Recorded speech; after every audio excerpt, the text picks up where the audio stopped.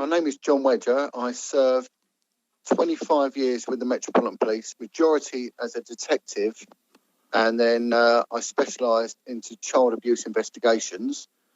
I joined beginning of the 1990s. Right now, I started off in South East London. Like all officers, I started off in uniform on patrol on the beat. And then I moved to Central London quite quickly, and then went into the CID, which is where I really wanted my career to go. I sort of moved to a specialist department very early in my service. I specialised, which I did that really on hard work and merit.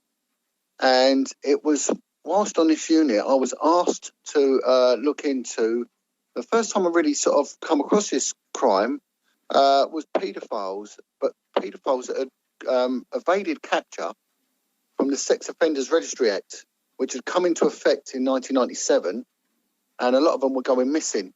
So they wanted someone to sort of track down transient paedophiles, but in a specific environment. And these are ones that had gone to live on canal boats.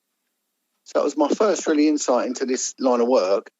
Very interesting stuff. But then what I found was they told me that the information they'd received from the prison service was that there was 2 paedophiles that had left prison and gone to hide on canal boats.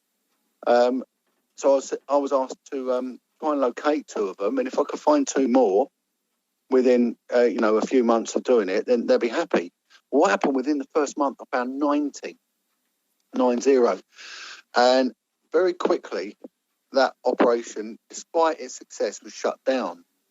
Now, how did you go, John, about identifying a paedophile on a canal boat? Because, I mean, surely some of that could be false accusations against some of these people. Yeah, I mean, the police work on information, right? They're not really the all-seeing eye people think.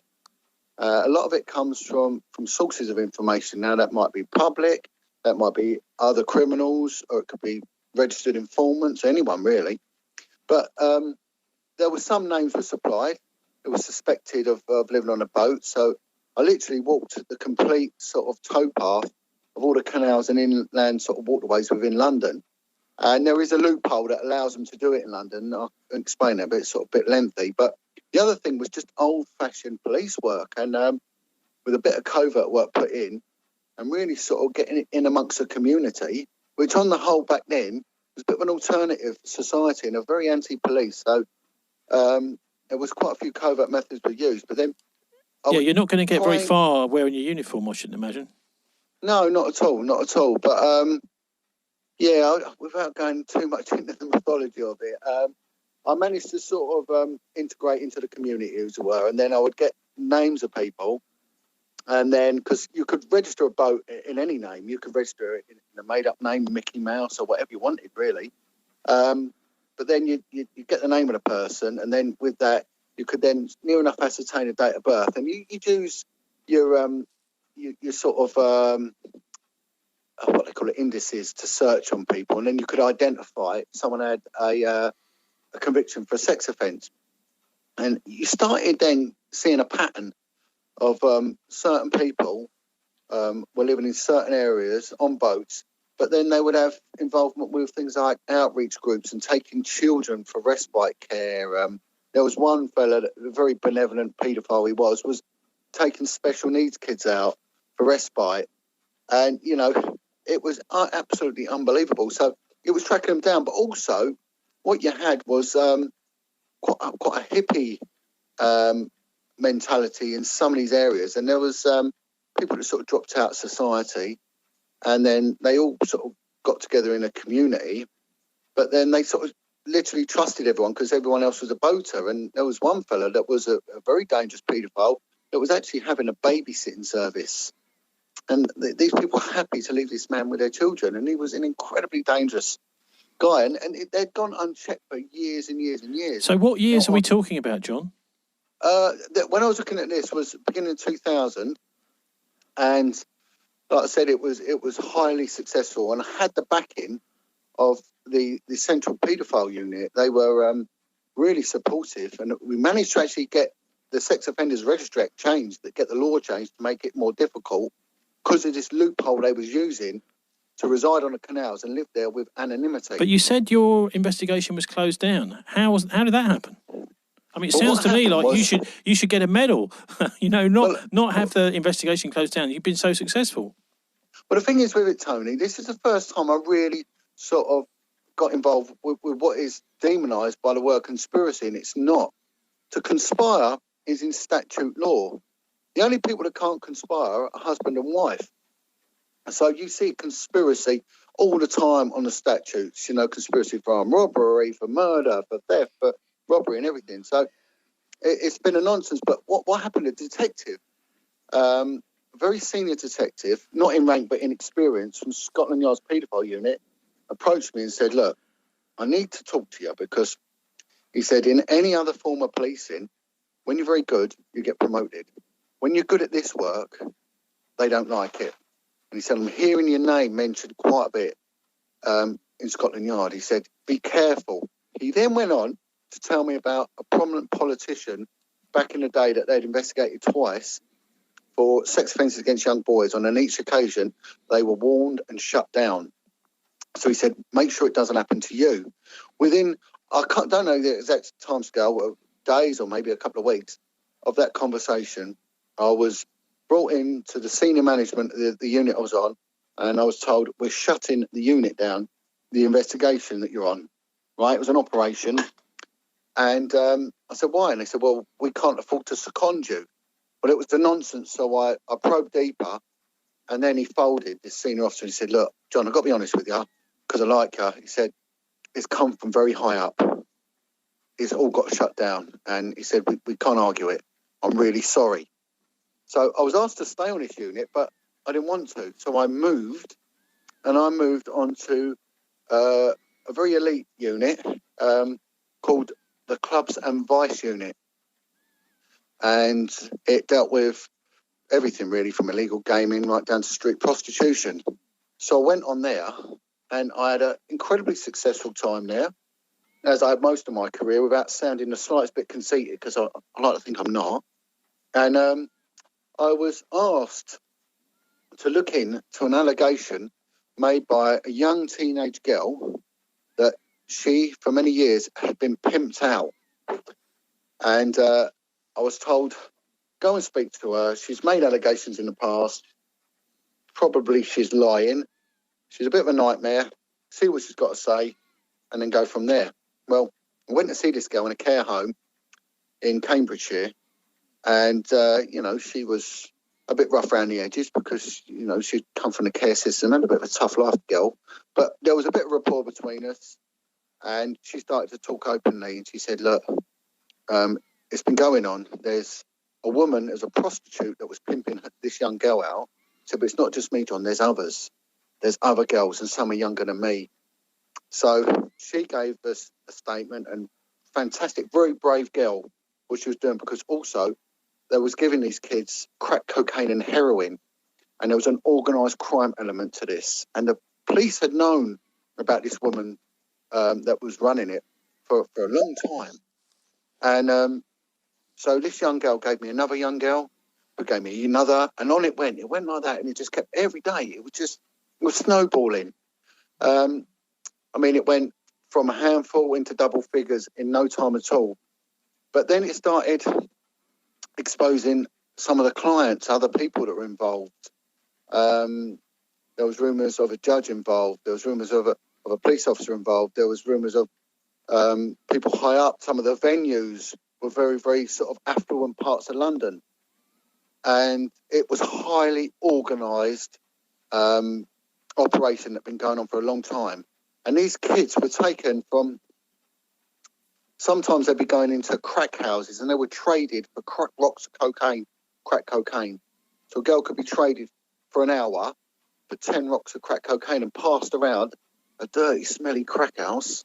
And then an hour later she'd be taken to a very upmarket Mayfair restaurant after hours and traded for £2,000 an hour.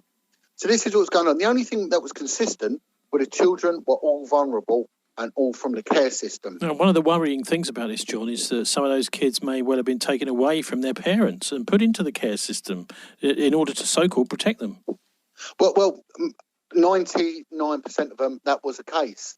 They were taken from an abusive environment, domestically abusive environment, to a place of safety. And then, of course, these vultures were waiting for them. But the trouble is that those environments aren't always abusive. Nowadays, kids can be taken away from their parents for all sorts of reasons through the secretive family courts. Some even because the parents don't have enough money to look after the children, they can find them taken off them and in the care system. Well, I can expand on that because with this operation, I was silenced. I drafted a report on what was going on, and I was told in no uncertain terms by a very high-ranked officer, keep your effing mouth shut, John. And I couldn't believe it. And then he threatened me. He said, if this ever gets out, we're destroyed, past, present, future. He swore, he didn't use them exact words.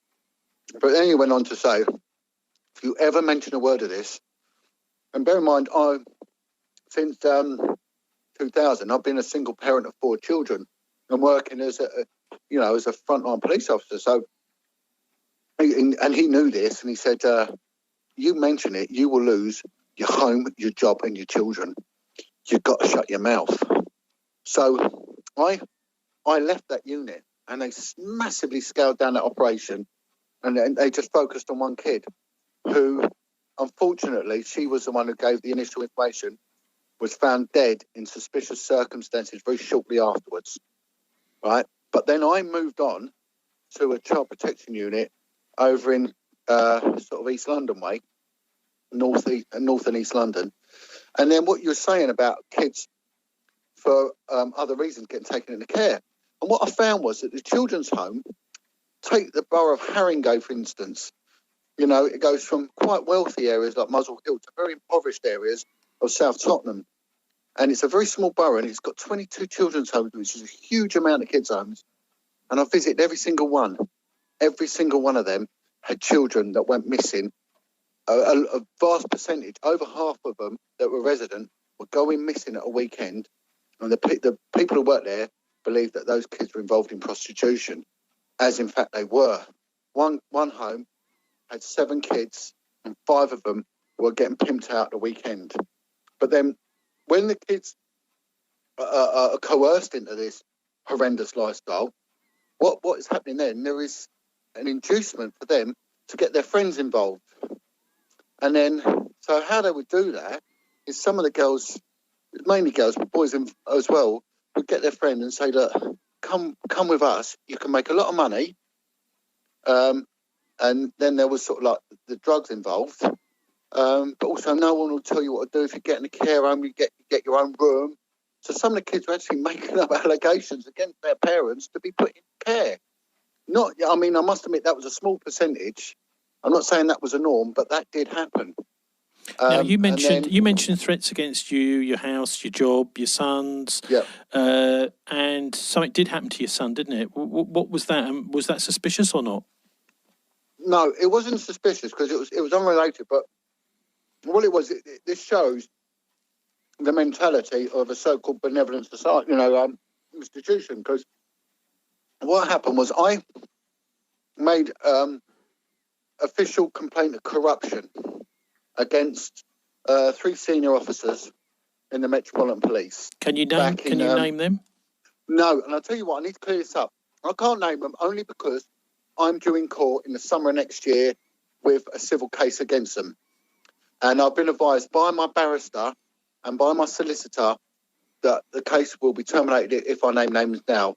And I've been warned by my barrister that I go down the lines of contemptuous behaviour. Fine. So I'm not going to risk that. Anyway, so I won't do that. But I mean, what I did was I spoke out. I didn't speak out against the senior officers per se. I spoke out against a fractured system, a deliberately corrupt and broken system, which has allowed these children to be treated in this manner. And I highlighted it. I can highlight it graphically as well when I give a presentation out. These agencies can legitimately walk away from the problem and not deal with it. And it's just appalling. It's almost Dickensian. But so what happened to your son? Well, what happened was that I made this allegation in July of 2014. Now, very serious criminal allegation I made, and I was meant to be afforded protection. But then the Metropolitan Police then decided to look into me. So there was a campaign to silence me. And so over the next 3.5 years, there was 9 attempts to get me before a court for various criminal charges, all of which were dropped, all of which were... they were going through my emails like 10 years past to try and find something to discredit and to rubbish me, which seems to be a typical trait when you speak to victims and survivors of abuse, but also other whistleblowers. So there was this campaign. Now, through that campaign, not only were they trying to prosecute me, and the policeman's biggest fear is jail. A copper going to jail, he's a dead man walking, you know, and they know this. So every time they tried to do me for a misconduct, gross misconduct, they would send papers to their internal investigations and they'd send them to the CPS. So there was each offence had 2 ways of dealing with it. One would get you sacked and the other one would get you sacked and imprisoned. So that's that. But they also stopped paying me. So I nearly lost my home. Now, bear in mind the threats. You'll lose your home, your job, and your children. I nearly lost my home on quite a few occasions, and the bank actually sat down with me. And when they realised what was happening, they were actually quite supportive. My job, well, I've just explained about that. Now, my children. Now, what happened in last year, in March of last year, the campaign was really in its height against me. You know, it really was taking momentum, what they were doing to me. One of my children was involved in a life-changing and catastrophic accident in which his spinal column was severed by 90%. He wasn't expected to survive. He did. He survived the initial operation and he remained in an intensive care unit, a phenomenal hospital in Cambridge. And I live miles away from Cambridge, but it was, the centre of excellence for this injury for many months. I get a call one night, about 3 a.m. I've just come back from the hospital, which, again, I had no money. So I was sleeping in my car in the hospital car park. I couldn't even afford the parking for the car park. So what I did was I became a blood donor. And they gave me a little I'm a blood donor badge sticker, which I stuck in my windscreen. And I managed to park in the blood donor's car park and sleep there. I just had no money at all. So I get home. The hospital called me up. The consultant says, please, can you come back? So I said, everything all right. He said, please come back. Anyway, I travelled nigh on 100 miles to the hospital.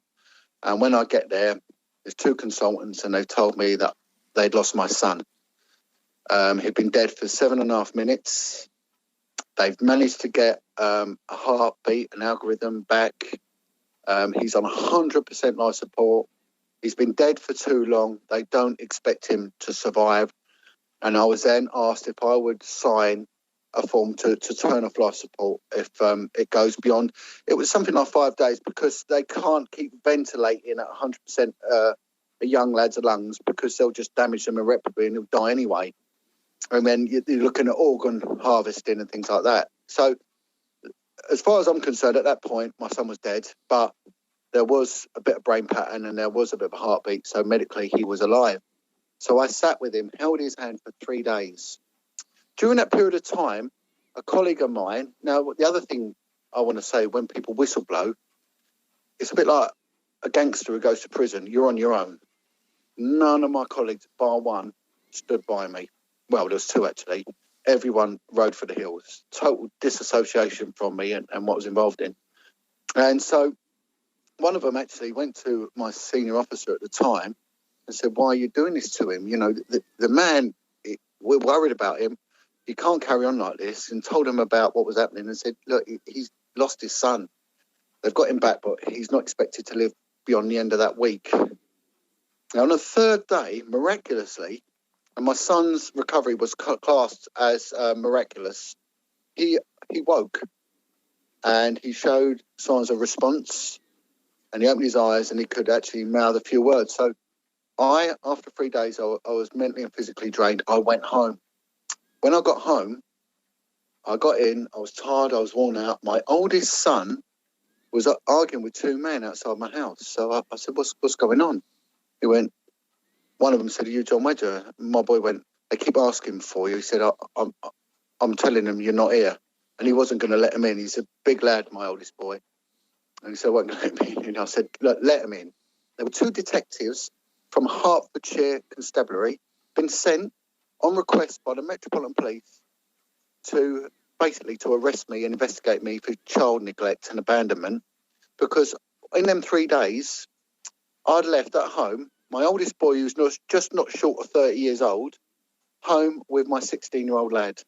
And they deemed my 16-year-old lad to have been neglected. So instead of sitting there and doing something benevolent, that is what they did. They tried to implement care proceedings against me and the only child that they could, because the Children's Act's been extended to 18 years old now, my 16-year-old boy. So this is a mark of what these, well, I don't want to swear, but this is what they will do in order to silence you. Now, all of this was done under the supervision of Cressida Dick. So she was well aware of what was going on as well. So she's not one of them I'll be naming in court, because it went on before that. But when you see them on television and they're sort of telling them about these three words, open, honesty and transparency, you know, they are failing the public. The most precious thing we have are our children. If you destroy your children physically, emotionally and spiritually, you destroy your society. Now, what I do now is I campaign tirelessly for the protection of police whistleblowers. Now, I need to explain that because people say, why the police?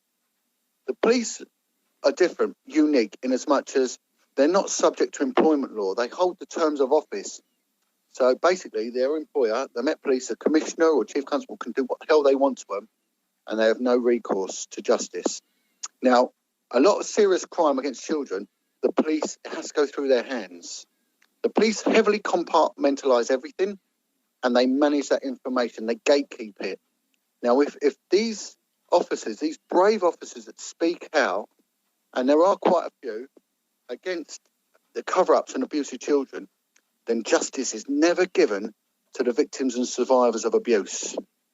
And so now, to show how much of a positive response I've had, most of the people I engage with now have come from, and I don't want to sound derogatory, the criminal classes. A lot of them have been inside. They got criminal convictions. Some of them are incredibly dangerous. One guy's a convicted murderer, right? You know, an ex-organised gangster, all sorts. And I have worked in harmony alongside all of them. And ordinarily, never the twain shall meet with these two communities. But we've not got a problem because we're coming at it from the same point of view. Because without ranting, Tony, when you look at the stats, 75% of the prison population have come from abused childhood backgrounds. Now, there's a plethora of abuse that they'll come under, but, you know, there'll be a huge percent that have been sexually abused. Now, that, in turn, causes a lot of resentment and anger. And then when we look at drug addiction as well, you're looking near enough the same percentage. And so it is the rot in society. Now, look, I mean, I'm looking at some of maybe the driving forces behind this. One certainly is possible, is blackmail, because if you can get somebody who has been a child sexual abuser and then propel them into some position of high office or power, then they'd be very easy to blackmail. In fact, you will then have control of that person effectively. I mean, have you come across any evidence of any people like that may have been blackmail subjects? Well, yeah, I mean, I will go on to others, but with me, I mean, it was a form of blackmail. Had they got anything dirty on me, they would have used it against me, but they didn't, so they had to manufacture something. But when we look at a very honourable guy called Mike Veal, the chief constable, as was then, of Wiltshire Constabulary, he implemented the investigation against Ted Heath. Now, they did all they could to try and shut Mike Veal up. More recently, they've, I think it was a Daily Mail, accused Mike Veal of being a liar because he'd broken his work mobile telephone in a golfing accident, and then claimed that he dropped it. So it was like a minor sort of discrepancy.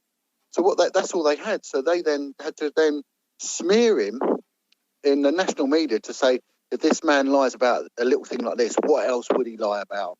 But what about the use of blackmail by by paedophiles in order to basically blacken the name of somebody that then could maybe find their way into high office and then be manipulated?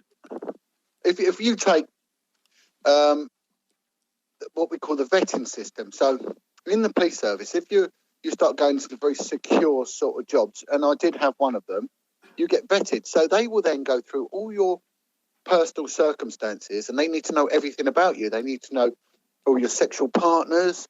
They need to know your medical history, even your financial history. So anything that's dirty can be used against you, i.e. blackmailed, because you're going to end up in compromised situations.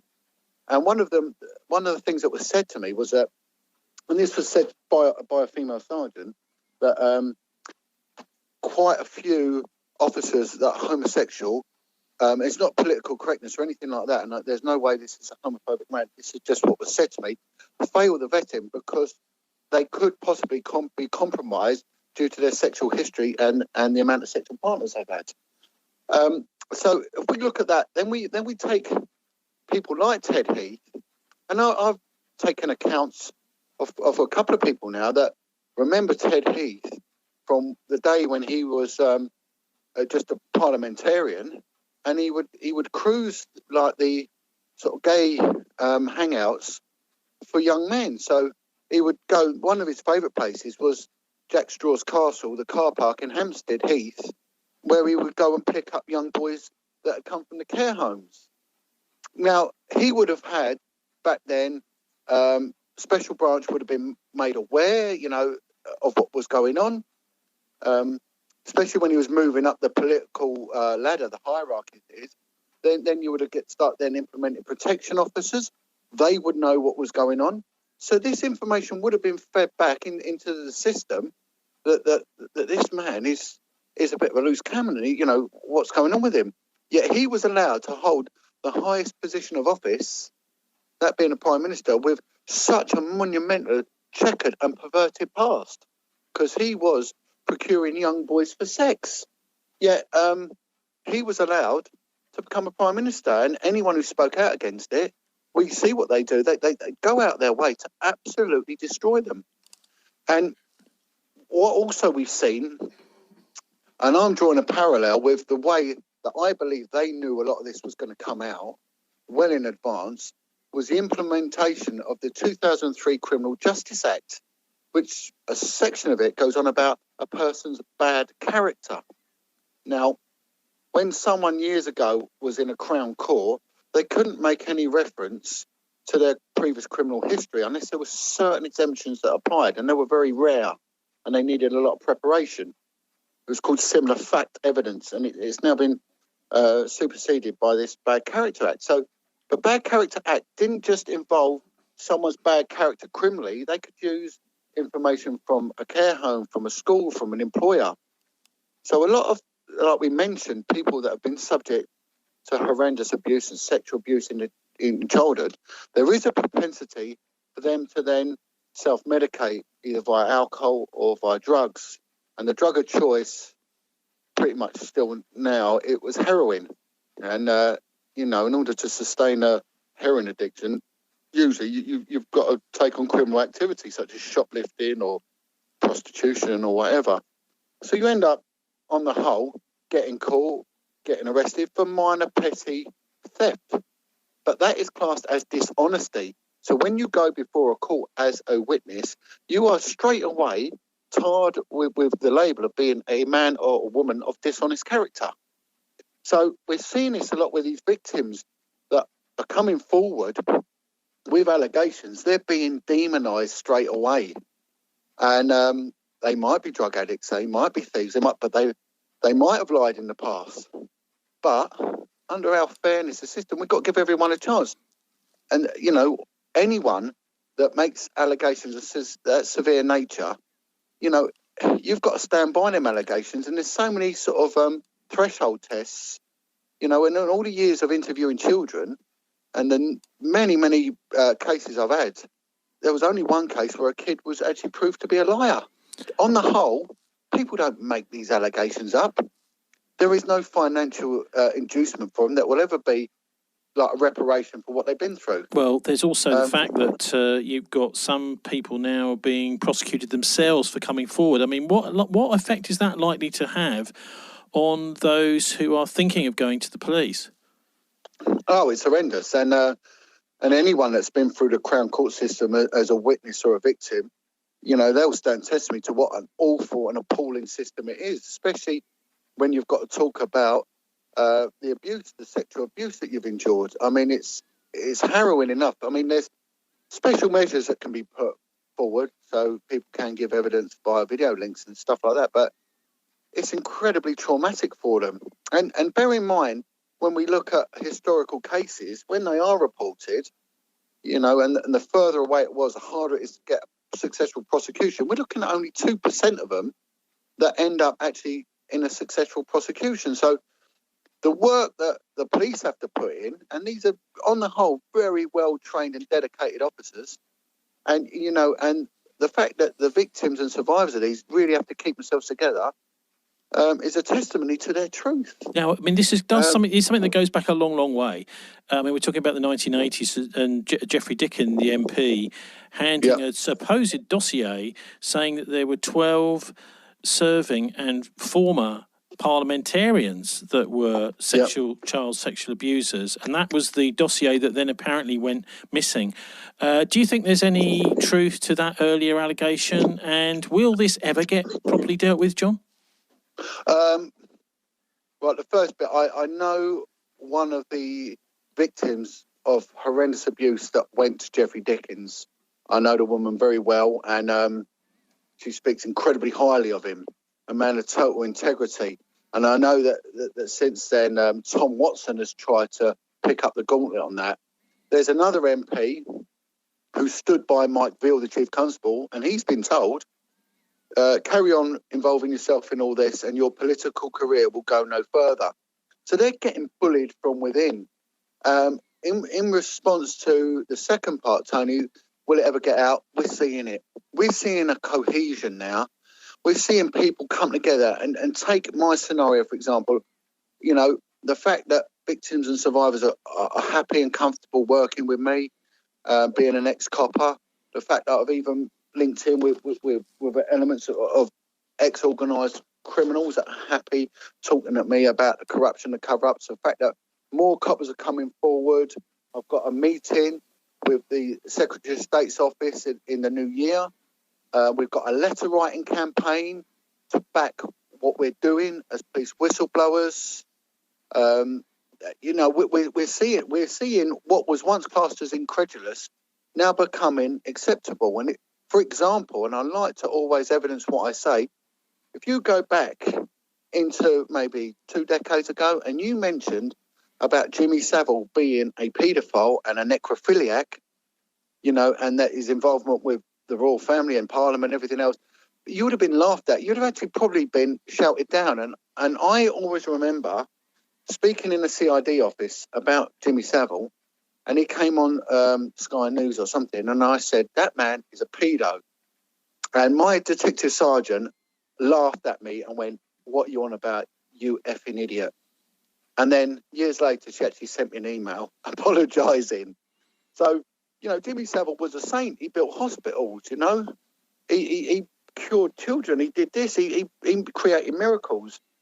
Yet, you know, the truth has come out and now it's acceptable. Now, if Jimmy Savile, who was an incredibly evil man, and I really think this was an act of God exposed him because it has started something. It has pushed the ball downhill and it's rolling faster and faster each second. Now, we've got to get our heads out of all the nonsense on the telly. We've got to look at our society and we've got to really look at the facts of this, that the tentacles of this are spread everywhere. And we are starting to see it. And not only that, the sort of term conspiracy theorist is really not that toxic anymore. Now, just a minute, because some people have made allegations of links to Freemasonry. Obviously, this is a secret society. There have been several Scotland Yard reports that link Freemasonry to infiltration of Scotland Yard by organised crime. Do you think there's any actual evidence of Masonic involvement with this child sex abuse cover-up? Well, what we've got to look at, it's very similar to the argument of like Muslim grooming gangs, right? So you're getting a lot of stuff about Muslim grooming gangs, Well, like I said on an interview recently, let's really look at who actually does groom. And this is linked to Masonry, don't worry. When we look at the majority of people that groom, it's parents that groom and pimp out their children. We're being sidetracked. I'm not saying the Muslim thing doesn't go on. Of course it goes on, and it's gone on with impunity in a lot of provincial parts of the UK. But what about the other institutions, like church institutions, the care institutions? We've got to look at everything in its entirety. Now, has there been a Masonic influence? Well, we'll never know. And you tell me what part of anything hasn't had a Masonic influence. But the real secret society here are the paedophiles. This is when you get proper secrecy because, you're talking every single swathe of society. You're talking from every religion, every economic background, every social strata. These paedophilia is what connects them. Masonry, it's an oath within an oath in the police. And has it had a detrimental effect? Well, I'd say openly, probably it has. But again, you'll never know. And I would say there's a lot of coppers that are Masons, and I would have thought a lot of them have no idea what they're really involved in. But I would say the higher up, the food chain you go in this institution, I would have thought it would be pretty evident what's going on, When you joined the police, you said it's an oath within an oath. So what you're saying is, I swear an oath to serve the Queen and the country, but then you're swearing another oath to serve somebody else. So how on earth can that be compatible with public office? Well, it can't. And they have tried to highlight. I think it was Paul Condom that tried to bring in a mandate to say that all officers must declare their links to a secret society, and he just got laughed out of office for it. But it will be everywhere. I mean, it'll cross over into the medical industry. It will cross over into social services and all sorts. But like I said, I think the biggest secret society is the paedophilic society. And okay, can we just round? That involves can we just women as well? Can we just round off then by if anyone's listening knows someone or themselves has been sexually abused, there are all sorts of questions people will be in people's heads before they go to the police. Well, what would you advise they do? Well, unfortunately, things have changed within the police. It's not how it used to be, and I say that in a negative way because they used to always have a front office where that was the first point of call. Your ultimate prosecuting agency for the time being is going to be the police. They've lost a lot of skill. They've lost a lot of professionalism. They lost a lot of what they call tradecraft. The police, especially when it comes to child abuse, they're very well trained. Well, they were when I was there. They're overworked, but they're very dedicated, well-trained officers. And ultimately, if you report anything, it's going to go to, the front desk or whatever it is, even online. But it will be passed on to a specialist crime child abuse investigation team. And then you'll be interviewed. But what I'll say is that just don't be frightened. Don't be frightened. And someone said to me once, have you never been frightened? Are you never scared with what you've done? And I always say, what is my fear, Tony, in comparison to that of a young kid that's hiding under his covers?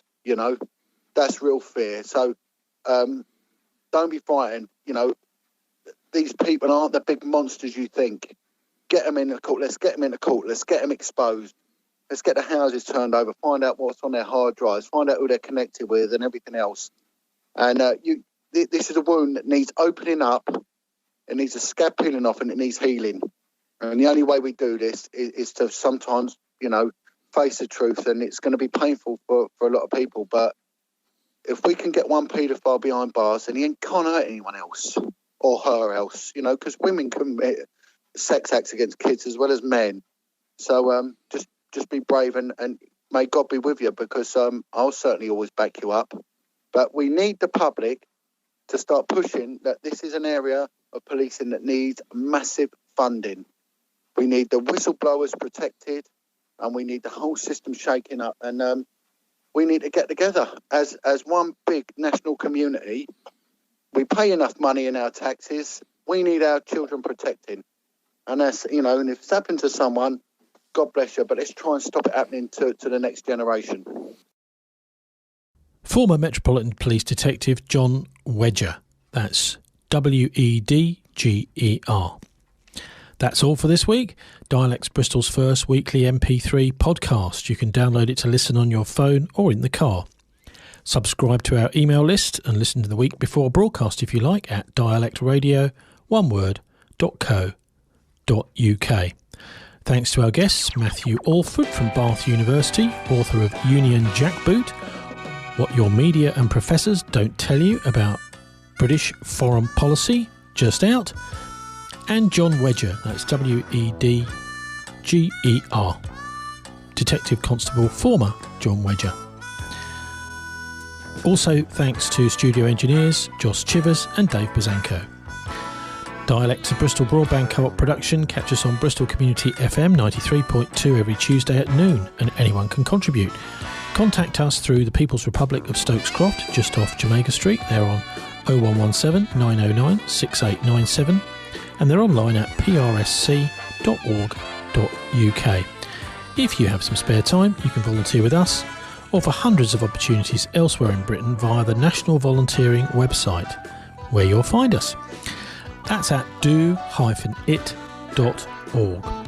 Thanks for listening to Dialect, and I'm Tony Gosling, wishing you a very good week. I'll be back on Friday with my 2-hour BCFM politics show, live from 6 till 8 p.m. Meanwhile, till next Tuesday, midday, from the Dialect crew, goodbye for now.